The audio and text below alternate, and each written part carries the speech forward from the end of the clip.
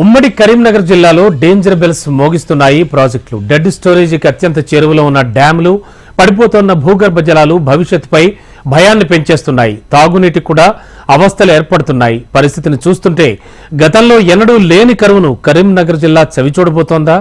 కరీంనగర్ జిల్లాకు వరప్రదాయినిగా ఉన్న lower Maneru dam నీరు లేక వెలవెలబోతోంది. ప్రాజెక్టులోని నీరు డెడ్ స్టోరేజ్ కి చేరుకుంది. కరీంనగర్ తాగునీటి అవసరాలకు ఇదే కల్పతరువు. కానీ కరువు కారణంగా ఈసారి లోయర్ మానేరు మార్చి నెలలోనే డెడ్ స్టోరేజ్ కి చేరుకుంది. 24 టీఎంసీల కెపాసిటీ ఉండే లోయర్ మానేరు డ్యాం ఇప్పుడు మైదానాన్ని తలపిస్తోంది. ప్రస్తుతం ఎల్ఎంటీలో కేవలం 6 టీఎంసీల నీటి నిల్వలే ఉన్నాయి. మార్చి మధ్యనాటికే నీటి మట్టం భారీగా పడిపోతే ఏప్రిల్ మే నెలల్లో పరిస్థితులు ఎలా ఉంటాయో అని జనం భయాందోళనకు గురవుతున్నారు. లోయర్ మానేరు పైనున్న మధ్య మానేరు కూడా వట్టిపోతోంది. అందులో కూడా 10 టీఎంసీల కంటే తక్కువకు నీటి మట్టం పడిపోయింది. గత వానాకాలంలో నెలకొన్న వర్షాభావ పరిస్థితుల ప్రభావం ఇప్పుడు చూపిస్తోంది. ఇలా జిల్లాలోని రిజర్వాయర్లన్నీ ఖాళీ అయి ఇప్పటికే కరీంనగర్ పట్టణంతో పాటు చుట్టుపక్కల గ్రామాలు దాహమో రామచంద్ర అంటూ అర్జిస్తున్నాయి. ఈ పరిస్థితుల్లో కరీంనగర్లోని చాలా ప్రాంతాల్లో ప్రతిరోజు నీటి సరఫరాకి బదులుగా రోజు విడిచి రోజు ఇవ్వాల్సిన పరిస్థితులు వచ్చాయి. చాలా ఏళ్ల తర్వాత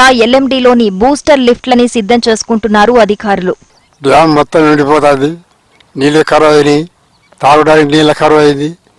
3 రోజులకు వస్తుంది. నల్ల 10 నిమిషాలు కూడా వస్తలేదు. నల్ల కూడా చేపలు పట్టుకుని బతికే వ్యవహారం మాది. మత్స్య కార్మికులకు తిప్పలున్నది. ఇక తాగడానికి కరువు అవుతుంది. నీళ్లు రైతుల కరువు అవుతుంది. పొలాల దగ్గర పడే నీళ్లు ఇక కిందికి మరి ఆపు చేస్తారా? మరి ఇట్లే పోతే ఇంకో నెల పోయి అంటే కథమే అయిపోతుంది. ఇక డ్యామ్ 4 టీఎంసీ కూడా లేవు. ఇప్పుడు మనకు డే బై డే వాటర్ ఇస్తారట. ఇప్పుడు ఒక సాగునీరుకి ఇస్తే సాగునీరుకి 3 టీఎంసీలు పోతుంది. మరి 3 టీఎంసీలు పోతే ఒకటే టీఎంసీ ఉంటుంది. ఇక ఆ 1 టీఎంసీ ఈ ఎండాకాలం మొత్తం ఎట్లా ఇస్తావు? ఇప్పుడు ఇంకా 4 నెలలు ఎండాకాలం ఉంది. ఈ 1 టీఎంసీ ఎట్లా ఇస్తావు నీళ్ళు నువ్వు? ఇప్పుడు డే బై డే ఇస్తావా? వారానికి ఒకసారి ఇస్తావా? నువ్వు స్పష్టం చేయాలి. మరి కాంగ్రెస్ ప్రభుత్వం స్పష్టం చేయాలి, పొన్నం ప్రభాకర్ గారు స్పష్టం చేయాలి, మేయర్ గారు స్పష్టం చేయాలి. మరి 1 టీఎంసీ ఎన్ని రోజులు ఇస్తావు? నీటి పరిస్థితి చూస్తుంటే చాలా తీవ్రంగా గురే అవకాశాలు ఉన్నాయి. మరి ఇదైతే మార్చ్ మంత్ ఏప్రిల్ మే ఉంటుంది. మరి డ్యాంలో చూస్తే పరిస్థితి 5 టీఎంసీ కంటే తక్కువనే ఉన్నట్టుగా రికార్డ్ అవుతుంది. మరి నీటి ఎద్దడి అనేది తీవ్రంగా ఉంది. గత ప్రభుత్వము రోజువారీగా నల్లను ఇస్తానటువంటి మాట మరి అది పక్కన పెట్టి ఈరోజు రోజప్ప రోజు కూడా ఇచ్చే అవకాశాలు లేవు. మరి దీనిపైన వెంటనే చర్యలు తీసుకోవాలి మున్సిపల్ సిబ్బంది వారు. లోవర్ మానే డ్యామ్ ఈసారి చాలా దయనీయమైన పరిస్థితికి మారిపోతూ ఉన్నది. మరి ఈ రోజుకు 5 టీఎంసీల 5.6 టీఎంసీ వాటర్ మాత్రమే ఎల్ఎండిలో ఉన్నది. ఇంకా కూడా కిందికి సాగునీరు కోసం వదులుతూ ఉన్నారు. మరి నెలాఖరికల్లా దాదాపుగా 4 టీఎంసీలకు పడిపోయే పరిస్థితి ప్రమాదం ఉంది. కాబట్టి మేము గత 4 సంవత్సరాల నుంచి ప్రతిరోజు మంచినీరు సరఫరా ప్రారంభించి నగర ప్రజలకు ఎక్కడ కూడా ఎలాంటి ఇబ్బంది లేకుండా మరి మంచినీరు అందించినాం. దానికి అప్పుడున్న రిజర్వాయర్లో మరి పూర్తిగా వాటర్ ఇవ్వడం కానీ, వాటర్ ఉండడము, మిడ్ మానేర్లో ఉండడము, ఎస్ఆర్ఎస్పీలో ఉండడము, ఎల్ఎంపల్లి దారి లిఫ్ట్ చేసుకోవడము, కాళేశ్వరం వాటర్ రావడము, దీనివల్ల ఎప్పుడు కూడా ఇలాంటి పరిస్థితి ఎదుర్కొనలేదు.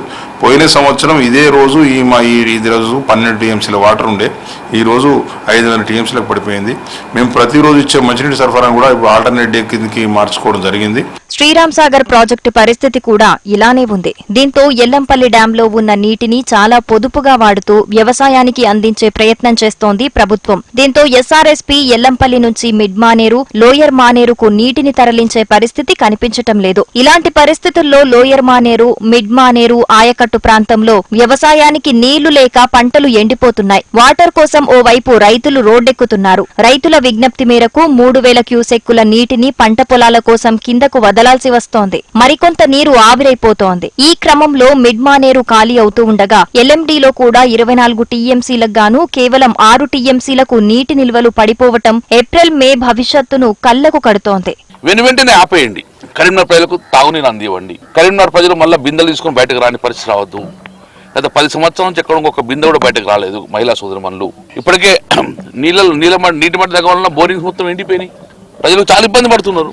కాబట్టి దయచేసి నేను చెప్తున్నాను, మేము డిమాండ్ చేస్తున్నాం ప్రభుత్వాన్ని, ఇక్కడ ఉన్న మంత్రులను డిమాండ్ చేస్తున్నాం. I don't want mention any name. గౌరవ ముఖ్యమంత్రి రేవంత్ రెడ్డి గారు మీరు స్పందించాలి. మా నీళ్లు మాకు ఆపండి. మానేరు నుంచి ఇప్పటికైనా నీళ్లు ఆపేస్తే కనీసం తాగునీరుకు ఇబ్బంది లేకుండా బతుకుతాం మేము.